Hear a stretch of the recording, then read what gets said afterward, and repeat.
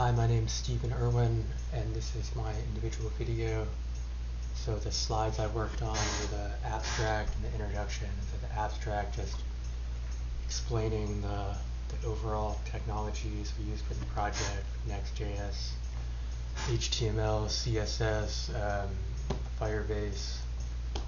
Then the introduction, this is a cute little red panda. So it just explains the purpose of the website, that we used JavaScript, HTML, CSS to make a website where you can look at pictures of your favorite exotic animals and learn fun facts about them. And so the code that I worked on was mostly front-end development. So I added the pictures throughout, these that you see.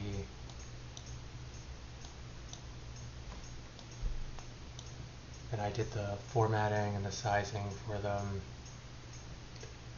And I added all of the paragraphs in, and some of the containers and stuff. So here, adding it.